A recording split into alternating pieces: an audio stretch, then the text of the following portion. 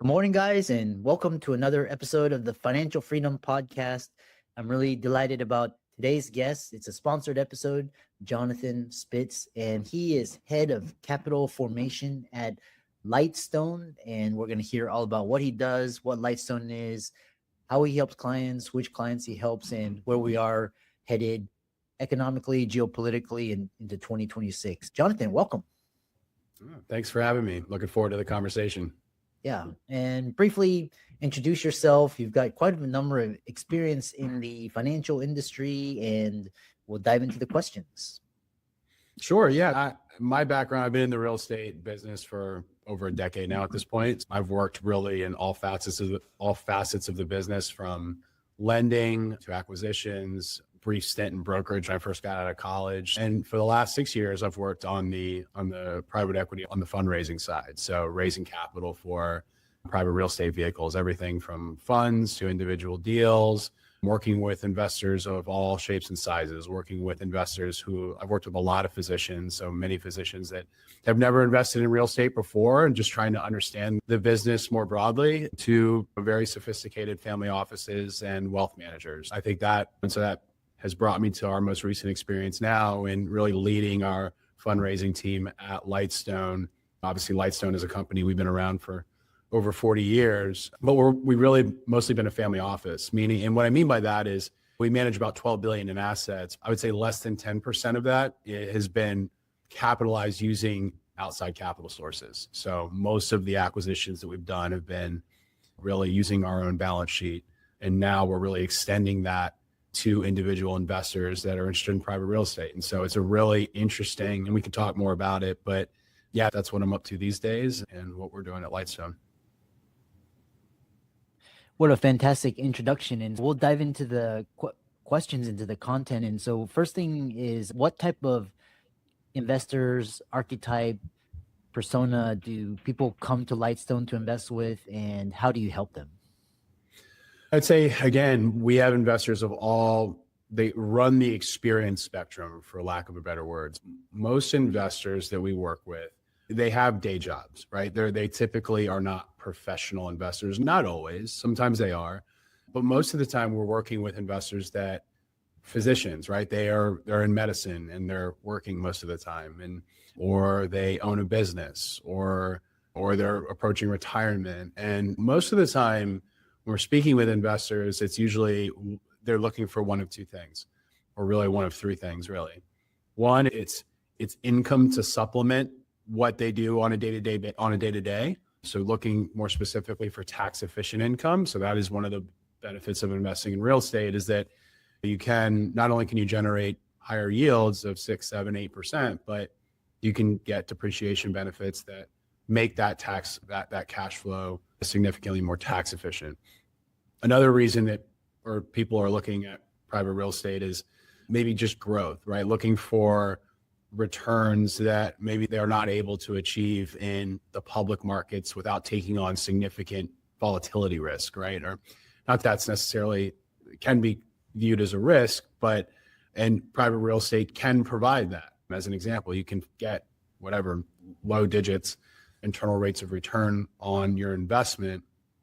And the third reason I would say is really just more diversification and something to reduce volatility within a broader portfolio. So usually, oftentimes we'll get that question, should I invest in public REITs or private REITs or private real estate? It's, for us, my answer is always just, it's an and, not an or, right? Like, you absolutely should have public market exposure. You should have private market exposure. To the extent, really just depends on who you are as an investor. And that's always my answer it's always up. It's really that's the thing in being this business for 6 years. I've worked with investors, and everybody's risk tolerance and what makes them comfortable is very different. Some people want all of their investments to be in private assets where the liquidity is not important to them, right? And that's the thing, when you're investing in private markets, you may not have liquidity for 3, 4, 5 years. For some people, that doesn't matter. Some people, liquidity really matters. So this is very much a personal journey. And part of our job at Lightstone is, when we're having a discovery call, is to uncover what What is it that you're looking for? What is important to you? Most importantly, is liquidity important? Is cash flow important? Are you looking for growth, long-term appreciation? What is it that you're looking for? Stability. And then we can uncover, is what we do a good fit for you? Because at the end of the day, when we're working with investors, like if you decide to make an investment with Lightstone or any private real estate manager, immediately that becomes a long-term partnership, because you're typically going to be in a deal for 3, 4, 5 years. And we want to make sure that you feel comfortable with the investment that you made. Right. And so that discovery process is really important for us when we're working with people. Yeah, I love that, how you described all of the different aspects and archetypes of the people that come to invest with you. The other thing about investing with asset managers and family offices is it's all a relationship. So if people listening to this podcast and they're interested in Lightstone, what is the unique distinguishing feature that separates Lightstone from other family offices, other funds, and to really hone down on one's niche? Yeah, I think the biggest distinction at Lightstone is just the amount of capital that we co-invest alongside our investors. If you rewind the clock, obviously real estate's been a really challenging place to invest for the last 3 years. And we can talk about why. Obviously, higher interest rates is a big part of that. But what you saw during this period is a lot of managers didn't make it. And when you really peel back the onion to understand why it was usually due to two things: experience and alignment. So a lot of managers that had only been investing coming out of the great financial crisis, they didn't know anything but a market that went up. And usually in a market like that, where there's easy money, there's a lot of tailwinds, risk management can become a second or third as far as priority list, right? Or what's on the priority list. So for us, we've been investing for 40 years. So we've invested across multiple market cycles. We've gotten punched in the face in the great financial crisis. Like, we've gotten hit on deals, right? And that made us a better manager for the next cycle. And so that we didn't make the same mistakes this time around. So I think experience and longevity is one of them. But secondly, it's just, again, the amount of capital that we co-invest in our deals and the level of alignment that we have, meaning that, as an example, we will always invest a minimum 20% in every deal that we bring to an investor. So we're always the largest investor in every deal we do. There are not many, if any, manager that can say that, right? Most managers invest anywhere between, let's call it 1% to 2%, maybe 5% at most of the total equity that is required in a deal. We're putting about anywhere between 5 and 10 times that amount. So what that says is, like, these are deals we are comfortable doing and putting that level of conviction in. Charlie Munger has a famous quote, and it's, "Show me the incentives and I'll show you the outcome." And I think this is a great example of that, right? Is that we're putting our money where our mouth is. The next question I have for you is what are the requirements to invest with Lightstone? Is there a net worth, or is there a minimum income? And you mentioned 3 to 5 year holding period. Yeah. So investors generally need to be an accredited investor. So that's individuals that make at least $200,000 a year individually, or $300,000 a year jointly, or they have at least $1 million in net worth. So that's the general threshold. So it's just being an accredited investor. And yeah, generally our deals are anywhere from 3 to 5 years in duration. So what the model that we're generally following, to put it simply, is what we would call a buy, fix, sell model. So what we're generally doing as it relates more specifically to multifamily, so apartment investing, and industrial real estate, so think more warehouses and distribution centers. What we're generally doing is we buy an asset, we are improving the operations of the property, the rent roll of the property, and the physical property itself, right? So operational and physical improvements to increase income.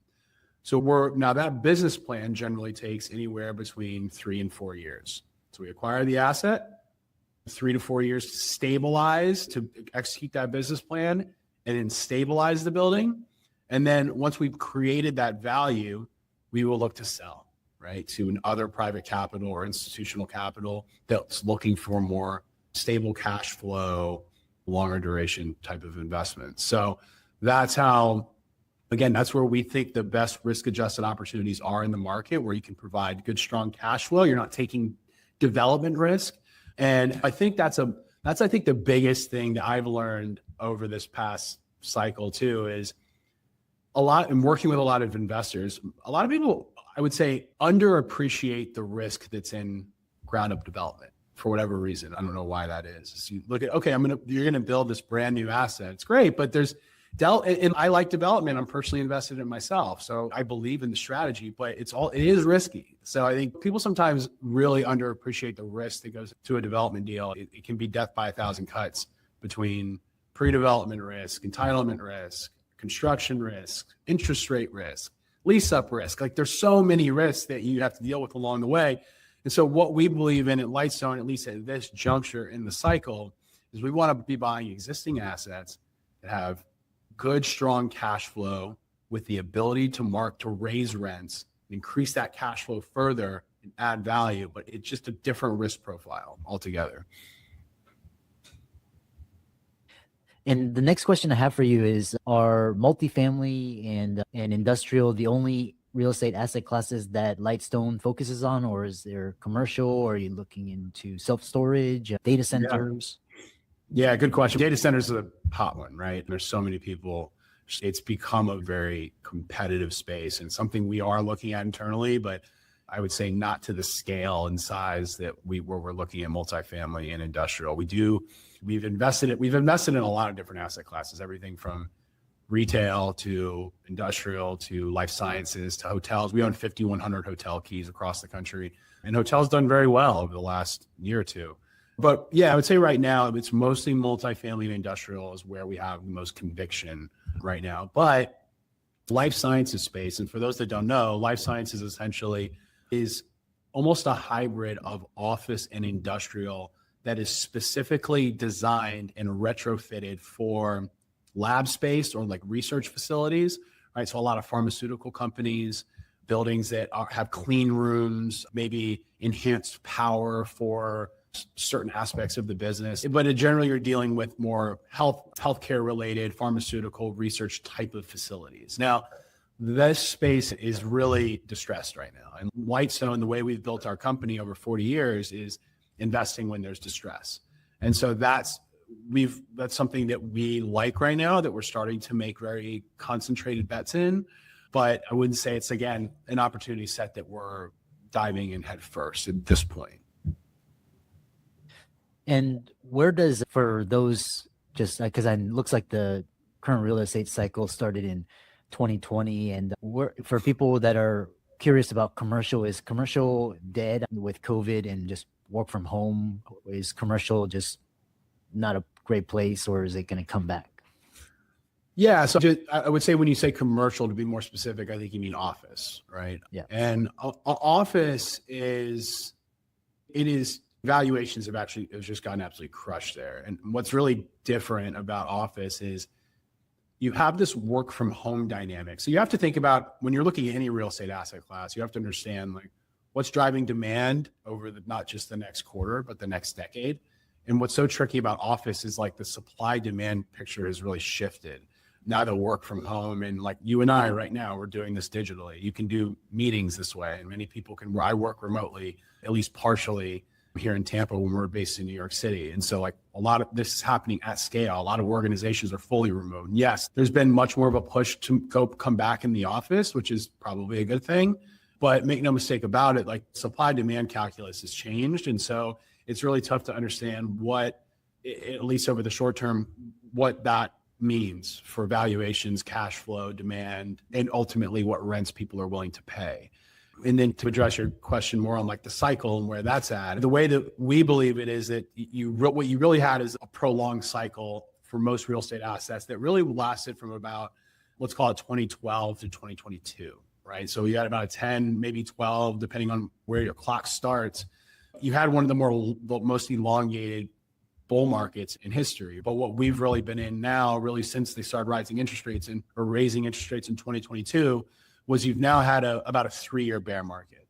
And so what we believe at Lightstone is that we're actually at the beginning of a new bull market. But again, it's going to be different for every asset class. We're not saying it's a bull market for office right now. We're not saying it's necessarily a bull market for life sciences right now. What we do think, though, is that for asset classes like industrial and multifamily, what you have seen is valuations that have largely fallen 20 to 30%, depending on the market and the asset type and the quality of that investment. And so we think now is a good time to start coming back in, because if you think about what's caused this recession that we've been in, right? Interest rates went up 400 basis points. It's the largest interest rate increase in modern history, I think, total. And, or at least it was the largest increase in the shortest amount of time. And now, as evidenced by, we're taping this right now on December 11th, and yesterday the Fed decided to reduce interest rates, right? And so over time, that should be more positive for real estate valuations. But what we're also seeing is the growth of rents, because again, you're also seeing because you've had higher interest rates, there's been no development activity either. And the demand's been strong. So that means you should see revenues and rents grow over time as well. So you have falling interest rates, rents that are starting to increase. And we think that's a really good backdrop for real estate as we look ahead. Yeah, moving on to, because I love to talk about, one question is, you mentioned 6 to 8% returns on real estate. And is most people that get into real estate, because what I was thinking was real estate's gotten really hard to get into, valuations, and 6 to 8%, those are very modest gains. Are most of the gains made in real estate just basically in the wealth preservation and in the tax benefits? Is that the main reason, not really the gains? Yeah, great question. So we do believe that we are moving into a cycle where more of the return will be based on the income you make as opposed to the appreciation. So it's funny, I had this chart that we looked at the other day. And if you look at the last 4 decades, 40 years, what you notice is that in 3 or 4 of those decades, income makes up more than 75% of the overall return you get in real estate. The one outlier was from 2010 to 2019. Why? Because interest rates were going continuously lower.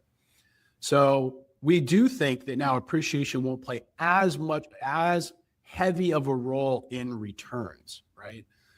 But that doesn't mean that you can't still do well. If you invested in real estate in the 80s, 90s, 2000s, you still did incredibly well. But you're going to need more of your expected return is going to have to come from the income.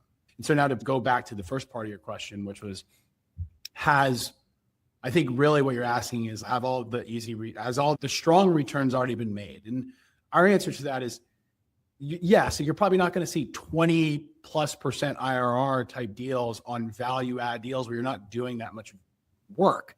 And there were managers that were doing that in the previous cycle. You could hold something and maybe do a very modest value add business plan, and you'd get these eye-watering type of returns. And the reason for that was because cap rates, or the multiple people were willing to pay, was increasing all the time, and people would pay more for that asset. Now I heard Ryan Severino, he's a chief economist over at BGO Asset Management. He has this great term. He thinks this is going to be called the golden age of asset management. And I think that's largely what we believe as well, is that right now, this next cycle is going to be dictated, the outperformance will be dictated by those that know how to add value to the property, because the market's not just going to give it to you. You need to be able to manage an asset well. You need to be able to price your renovation budget accordingly. You need to be able to drive leasing and drive occupancy. And that's what we specialize in. We are a vertically integrated organization. We have in-house asset management, in-house property management. We have a 40-year track record. We have a 40-person investment team with specialists in industrial, multifamily, life sciences. But again, so you can still make good, and because valuations have fallen 20 to 30%, people are starting at much stronger cash flow yields. So yes, when I was talking about that 6 to 8%, that's just one component of the return. As an example, we have a deal right now where yes, investors are getting paid anywhere between 6.5% and 8.5% over 4 years, but our target IRR over 4 years is a 15%.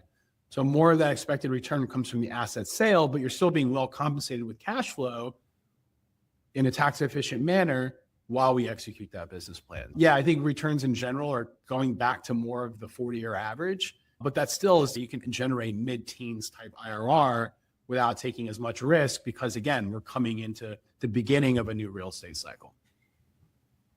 And what a wonderful way to conclude this episode is you mentioned the golden age of the next bull run of the real estate cycle. What does that look like given interest rate volatility, and Jerome Powell's going to be out next year? We got President Trump, and he's a real estate guy, geopolitical, just inflation. Where does all of that play if one were to look at it and plan accordingly?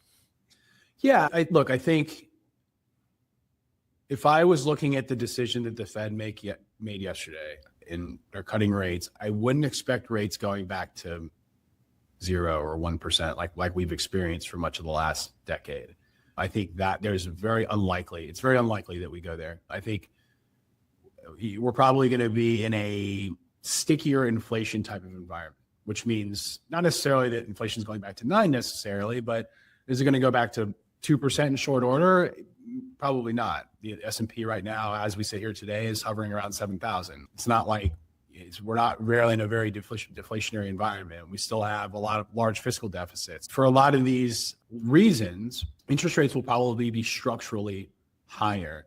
And so what that means is that going forward is that, again, for this next bull run, again, what that's going to mean is that investors really need to be looking at, okay, what is the premium that I'm earning over wherever interest rates are? What cap rate am I buying deals at? Where, let's go, in the pre-2020, people would pay a 4 cap or a 5 cap, like 5%, 4% cap rate on Class A multifamily. Like, people are doing that now still, but they're doing it with the expectation that they'll grow out of that, not necessarily that interest rates are going to go down and make their deal work for them. So I do think what instead of the multiple increasing, and that's what's creating value, what's going to drive value are the earnings on that multiple. And that's going to be driven by managers that know which asset classes to be in, what markets to be in, and then how are they creating that value through their underlying business plan. So it's very different than really what we saw a lot of the last cycle, which was that managers were doing that also, but then they were also really getting helped out by very favorable market backdrop, which we may have, but I wouldn't be underwriting with the expectation that multiples are going to continue expanding from where we are right now. Really fascinating conversation, and I think the audience will really benefit from your insight. And how can people connect with you and reach out more to find more about Lightstone and get more information? Yeah, so you can visit our website, lightstonedirect.com. You can also email me. My email is jspitz, JSPITZ @lightstonedirect.com.